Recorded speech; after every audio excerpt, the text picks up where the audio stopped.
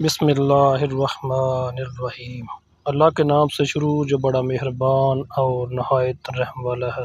عبداللہ بن عمر رضی اللہ عنہ سے مروی ہے، انہوں نے کہا کہ ایک آدمی نبی صلی اللہ علیہ وسلم کے پاس آیا اور کہا، اے اللہ کے رسول، کون سا شخص اللہ کو زیادہ محبوب ہے اور کون سا عمل اللہ کو زیادہ پسند ہے؟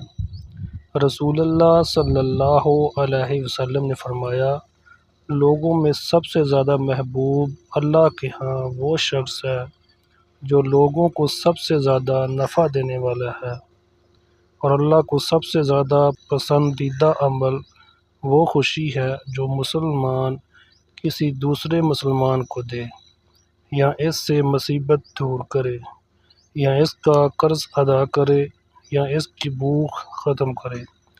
اور اگر میں کسی بھائی کے ساتھ اس کی ضرورت پوری کرنے کے لیے چلوں تو یہ مجھے اس مسجد یعنی مسجد نبوی میں ایک ماہ اعتکاف میں بیٹھنے سے زیادہ محبوب ہے۔ جس شخص نے اپنا غصہ روکا، اللہ تعالیٰ اس کے عیبوں پر پردہ ڈال دے گا۔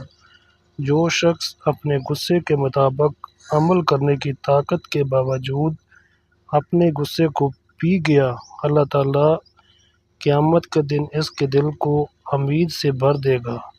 اور جو شخص اپنے بھائی کے ساتھ اس کی ضرورت پوری ہونے تک اس کے ساتھ چلا تو اللہ تعالیٰ اس سے اس دن ثابت قدم رکھیں گے جس دن قدم ڈگمگا رہے ہوں گے، اور یقیناً بد اخلاقی عمل کو خراب کر دیتی ہے جس طرح سرکہ شہد کو خراب کر دیتا ہے۔ پیارے دوستو، حدیث اچھی لگی ہو تو لائک اور سبسکرائب ضرور کریں تاکہ نئی آنے والی ویڈیو آپ تک پہنچ سکے۔ جزاک اللہ۔